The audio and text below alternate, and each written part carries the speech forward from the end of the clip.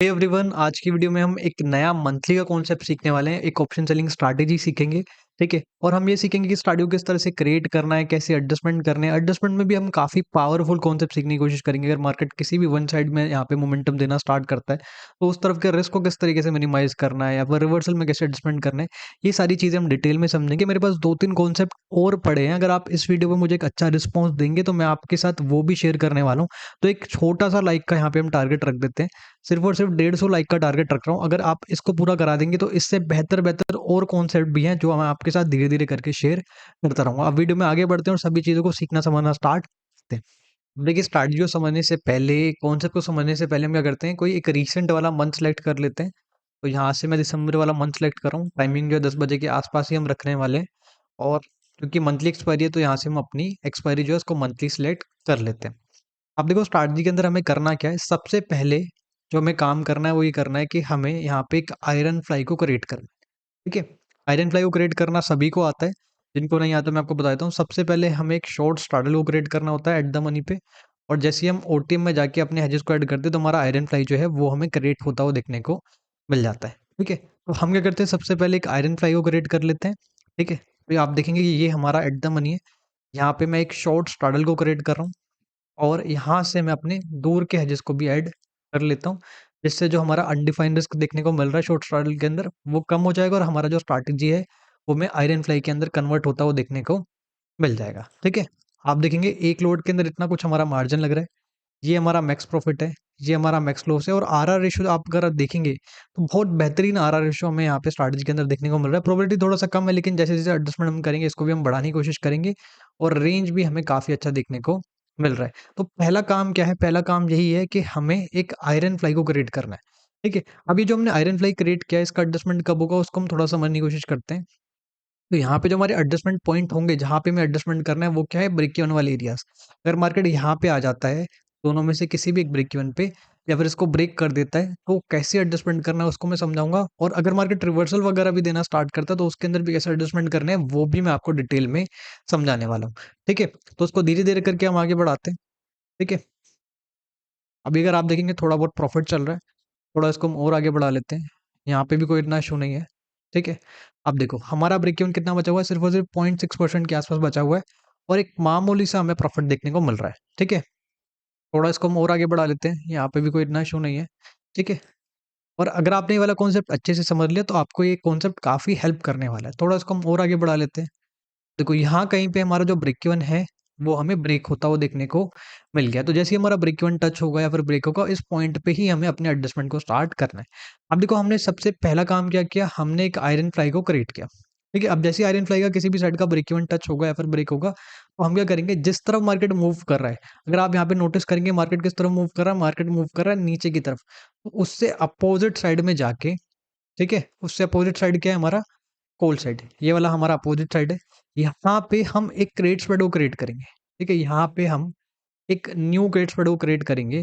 New credit spread जो हम create करेंगे वो वहाँ कहाँ पे क्रिएट करना है हमें, वो हमें क्रिएट करना है 0.4 डेल्टा के आसपास। यानी कि जो सेलिंग वाला लेग होगा वो 0.4 डेल्टा के आसपास हमारा होगा। ठीक है। और एक दूर का हम हेज ऐड कर लेंगे। अब बाकी की एडजस्टमेंट कैसे होगी, जो 0.4 डेल्टा वाला लेग है इसका प्रीमियम देख लेना है। जैसे इसका प्रीमियम मान लेते हैं 200 के आसपास है फॉर एग्जांपल। तो जैसे इसका प्रीमियम हाफ होगा देन हम फर्दर एडजस्टमेंट करना स्टार्ट करेंगे। ये थ्योरी अभी हमने समझी, अभी मैं आपको प्रैक्टिकली भी समझाऊंगा। ठीक है। तो हम क्या करते हैं, अपोजिट साइड में जाते हैं, कोल साइड में हम जाते हैं। और यहाँ पे 0.4 डेल्टा के आसपास में हम क्या करते हैं, एक नया क्रेडिट स्प्रेड जो है उसको क्रिएट कर लेते हैं। तो यहाँ से मैं एक दूर का हेज ऐड कर रहा हूँ। ठीक है। अभी जो हमारा स्ट्रैटेजी है हमें कुछ इस तरह से देखने को मिल रहा है।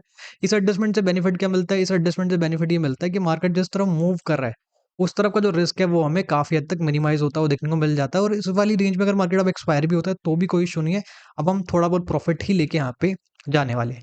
आगे जो हमने एक नया गेट स्प्रेड क्रिएट किया इसके सेलिंग वाले लेग पे ध्यान देना। जैसे इसका प्रीमियम हाफ होगा तो हम क्या करेंगे, फर्दर एडजस्टमेंट यहाँ पे करना स्टार्ट कर देंगे। अभी इसका प्रीमियम कितना है, 219 रुपए के आसपास का प्रीमियम है। जैसे ही हाफ होगा तो हम फर्दर एडजस्टमेंट भी करने वाले। और जिस तरह मार्केट मूव करी उस तरफ के प्रॉफिट को भी हम इंक्रीज करने के बारे में सोचेंगे। ठीक है।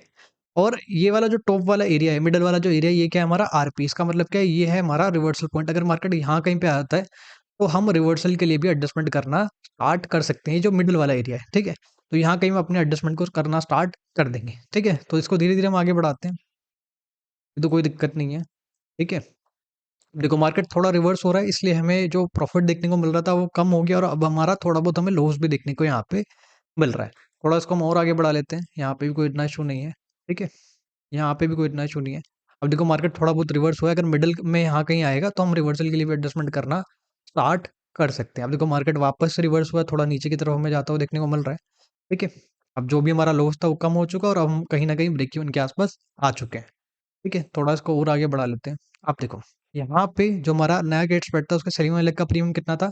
जब हमने सेल किया था 219, अब कितना हो चुका है 134। थोड़ा इसको हम और आगे बढ़ा लेते हैं, अभी भी कोई इतना इशू नहीं है। थोड़ा इसको और आगे बढ़ा लेते हैं, ठीक है? देखो हमारा काफ़ी अच्छा हमें एक प्रॉफिट देखने को मिल रहा है, ठीक है? देखो, यहाँ पे अगर आप नोटिस करेंगे, तो ये जो सेलिंग वाला लेग है, जो हमने नया गेट स्प्रेड क्रिएट किया था, इसका प्रीमियम कितना था 219 और अब कितना हो चुका है 100 के आस-पास हो चुका है, यानी कि हाफ के आस-पास हो चुका है। जब हमने नया गेट स्प्रेड क्रिएट किया था, वो कहाँ पे क्रिएट किया था? 0.4 डेल्टा के आस-पास। अब इसका डेल्टा कितना है अगर आप देखेंगे 0.29, ठीक है? तो हम क्या करेंगे, इसका जो भी प्रॉफिट चल रहा होगा, उसको यहाँ पे बुक कर लेंगे और वापस से इसको शिफ्ट कर देंगे हम 0.4 डेल्टा वाले स्ट्राइक के आसपास, ठीक है? तो उससे क्या होगा कि मार्केट जिस तरफ मूव कर रहा है, उस तरफ का जो हमारा प्रॉफिट है, वो हमें इंक्रीज़ होता हुआ देखने को मिल जाएगा। तो फॉर एग्ज़ाम्पल हम क्या करते हैं, इसको एग्ज़िट कर लेते हैं और यहाँ पे ये हमारा स्ट्राइक है जिसका डेल्टा 0.4 के आसपास है, इसको यहाँ पे हम सेल कर देते हैं। तो इससे क्या हुआ कि हमारा इस तरफ का जो प्रॉफिट है, वो हमें इंक्रीज़ होता हुआ देखने को मिल गया। और मैं चाहूँ तो अपने अपोज़िट साइड के रिस्क को मिनिमाइज़ करने के लिए अपने हेज को भी थोड़ा-सा मैं पास में ला सकता हूँ और जो पुराने वाले हेजेस हैं उनको यहाँ पे हम एग्ज़िट कर देंगे, तो हमारा अपोज़िट साइड का जो रिस्क है वो भी हमें कम होता हुआ देखने को मिल जाएगा। तो इस तरीके से एडजस्टमेंट करके हम अपने अपोज़िट साइड के रिस्क को भी मिनिमाइज़ कर सकते हैं। अब अगर आप देखेंगे कि अपोज़िट साइड का भी हमारा रिस्क मिनिमाइज़ हो गया और जिस तरह मार्केट मूव कर रहा है उस तरफ का प्रॉफिट जो है वो भी हमें काफ़ी अच्छा देखने को मिल रहा है। थोड़ा इसको हम और आगे बढ़ा लेते हैं, ठीक है? अभी भी कोई इतना इश्यू नहीं है। 1-2 स्टेप करके, 1-2 बार एडजस्टमेंट करके आपका इस तरफ का जो प्रॉफिट है वो काफ़ी इंक्रीज़ हो जाएगा। अगर इस तरफ का प्रॉफिट 2-3 स्टेप करने के बाद भी यहाँ पे इतना नहीं है तो आप फर्दर एडजस्टमेंट भी कर सकते हैं जैसे हमने सीखा हुआ है, ठीक है? थोड़ा इसको हम आगे बढ़ा लेते हैं। अभी तो कोई इतना इश्यू है नहीं, ठीक है? और ये जो मिडल वाला एरिया ये क्या हमारा रिवर्सल पॉइंट, अगर मार्केट यहाँ आ जाता है तो हम रिवर्सल के लिए भी एडजस्टमेंट करना सीख सकते हैं। अभी तो कोई दिक्कत है नहीं और ज़रूरी नहीं कि आपको एक्सपायरी तक एंड तक जाना ही है। अगर आपको एक अच्छा प्रॉफिट पहले ही मिल जाता है तो अपने प्रॉफिट को आप सेव करने पे भी ध्यान दे सकते हैं। जैसे कि यहाँ पे हमें ऑलरेडी काफ़ी अच्छा एक प्रॉफिट देखने को मिल रहा है। ठीक है? चलो इसको थोड़ा हम और आगे बढ़ा लेते हैं। यहाँ पे भी कोई इतना इशू है नहीं। ठीक है? यहाँ भी कोई इतना इशू नहीं है। काफ़ी अच्छा हमें प्रॉफिट देखने को मिल रहा है। ठीक है? अब देखो, यहाँ पे क्या हुआ, मार्केट नीचे की तरफ हमें जाता हुआ देखने को मिल रहा था। अब लेकिन मार्केट कहाँ आ चुका है, रिवर्स होके हमारे रिवर्सल पॉइंट पे आ गया है। तो अगर मार्केट हमारे रिवर्सल पॉइंट पे आता है तो पूरे स्ट्रैटेजी को हम एग्जिट करके एक नए आयरन फ्लाई को क्रिएट करेंगे और इसको हम बैलेंस कर लेंगे। बैलेंस करना ज़रूरी क्यों है? क्योंकि अगर मार्केट और आगे की तरफ जाएगा तो हमें बड़ा डैमेज भी देखने को मिल सकता है, क्योंकि ब्लू लाइन भी हमारे फेवर में नहीं है और हमारा अगर ब्रेक इवन वगैरह ब्रेक हो जाएगा तो हमारा जो लॉस है वो काफ़ी तेज़ी से हमें बढ़ता हुआ देखने को मिलेगा।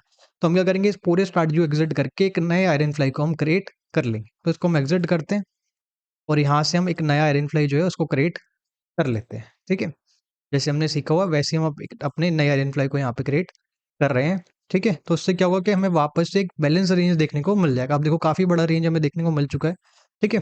थोड़ा उसको और आगे बढ़ा लेते हैं और वापस से किसी भी साइड का ब्रेक इवन टच होगा तो जैसे हमने सीखा हुआ वैसे ही हम अपने एडजस्टमेंट्स को कर सकते हैं, ठीक है?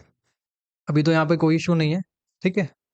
और अगर इसको हम थोड़ा और आगे बढ़ाएँ तो हमारा जो प्रॉफिट है वो हमें काफ़ी इंक्रीज़ होता हुआ देखने को मिल चुका है, ठीक है? अगर मैं यहाँ पे ईओडी कर दूँ तो हमारा मार्केट जो है यहाँ कहीं हमें एक्सपायर होता हुआ देखने को मिल गया। तो ये वाला जो एग्ज़ाम्पल है काफ़ी अच्छा एक एग्ज़ाम्पल हमने देखा, जहाँ पे रिवर्सल भी देखा, अगर मार्केट एक साइड में मोमेंटम दे रहा है वहाँ पे कैसे एडजस्ट करना है वो भी हमने देखा। एक मैं आपको और एग्ज़ाम्पल समझाता हूँ, उसमें बाकी के जो कॉन्सेप्ट रह गए हैं उनको यहाँ पे हम समझना स्टार्ट करते हैं। देखिए यहाँ से हमने एक और रिसेंट वाला जो मंथ है, उसी का एग्ज़ाम्पल हम लेने वाले हैं। ये जनवरी वाला मंथ है, टाइमिंग 10 बजे के आस-पास सेम हमने रखा हुआ है।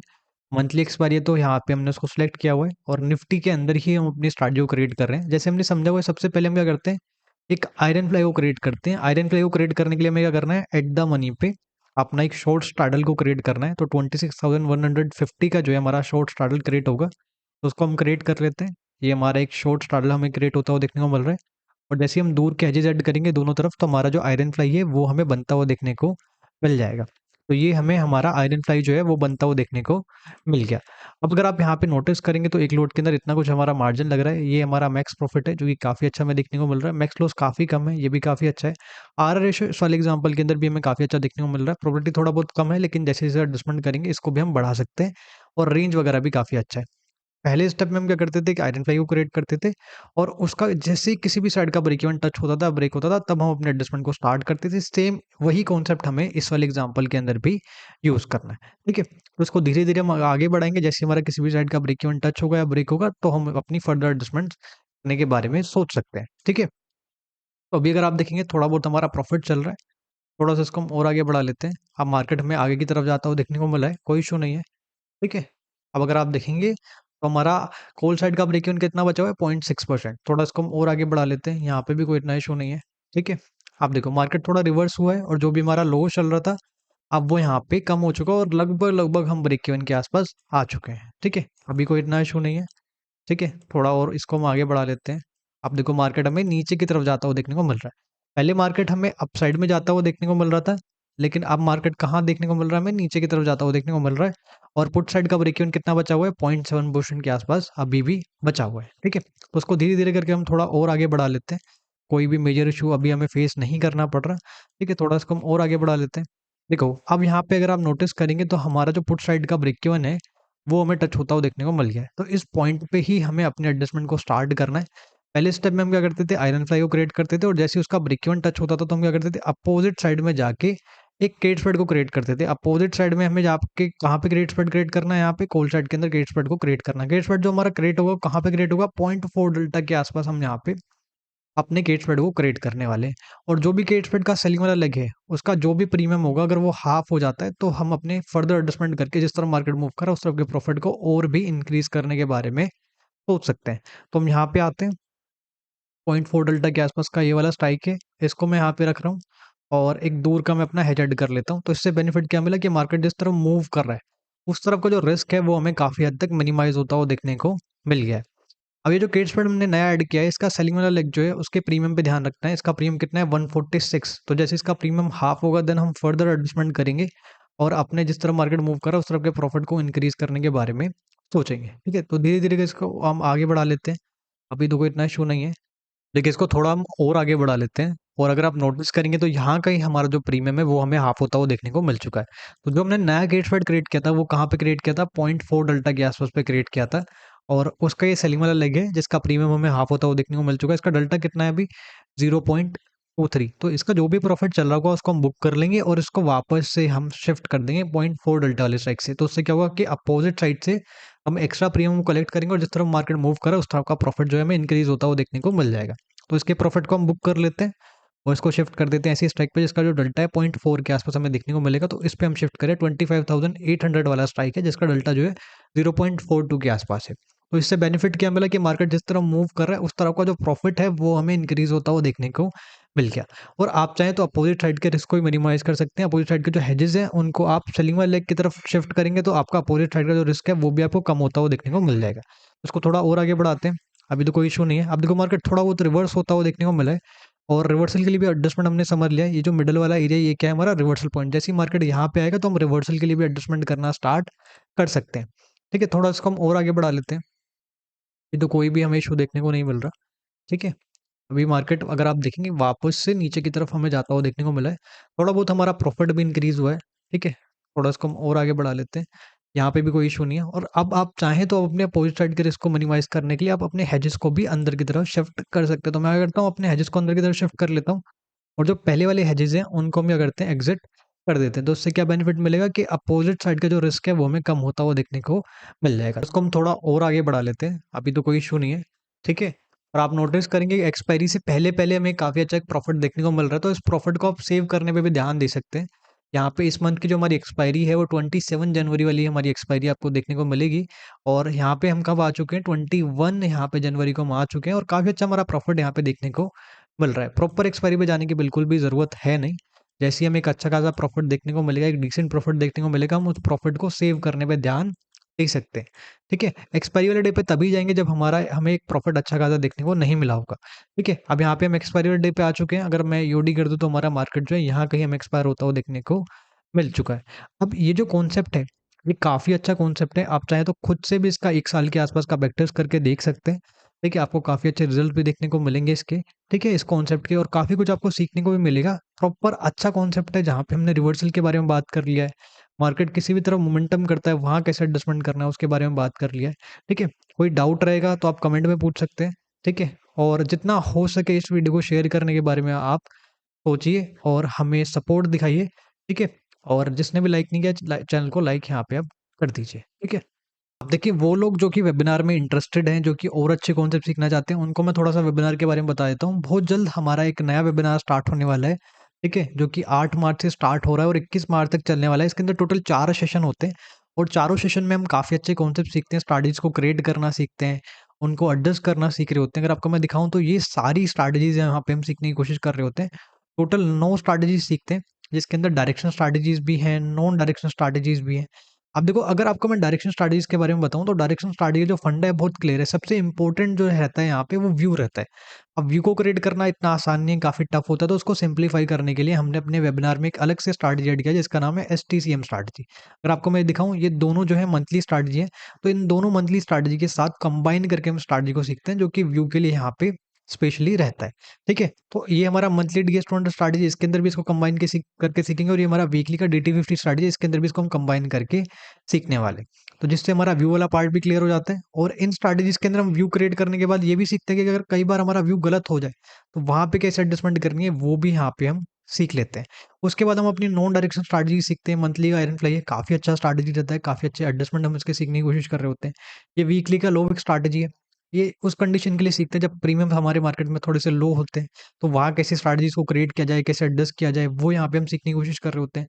वीकली का आयरन फ्लाई सीखते हैं, इसके भी काफ़ी अच्छे हम एडजस्टमेंट सीखने की कोशिश कर रहे होते हैं। और मंथली और वीकली आयरन फ्लाई जो स्ट्रैटेजी है वो सेम है, लेकिन इसके जो एडजस्टमेंट हम सीख रहे होते हैं वो एकदम डिफरेंट एडजस्टमेंट यहाँ पे हम सीख रहे होते हैं। उसके बाद वीकली का आयरन कॉन्डोर है, ये काफ़ी अच्छा स्ट्रैटेजी रहता है। इसके अंदर भी काफ़ी अच्छे यहाँ पे हम एडजस्टमेंट सीखते हैं और इसके अंदर हमने काफ़ी चेंजेस भी किए हैं, जिससे जो स्ट्रैटेजी काफ़ी बेहतर हो गया है। उसके बाद ये वीकली का डिफाइन स्ट्रैडल हम सीखते हैं, ये भी काफ़ी अच्छा स्ट्रैटेजी है। इसके भी एडजस्टमेंट सीख रहे होते हैं। एंड में इंट्राडे स्ट्रैटेजी सीखते हैं, इसके अंदर सबसे खास बात क्या है, जीरो एडजस्टमेंट, किसी भी तरह के एडजस्टमेंट की जरूरत नहीं होती है। हर एक सेशन के बाद हम आपको रिकॉर्डिंग्स वगैरह जो है वो प्रोवाइड करा देते हैं।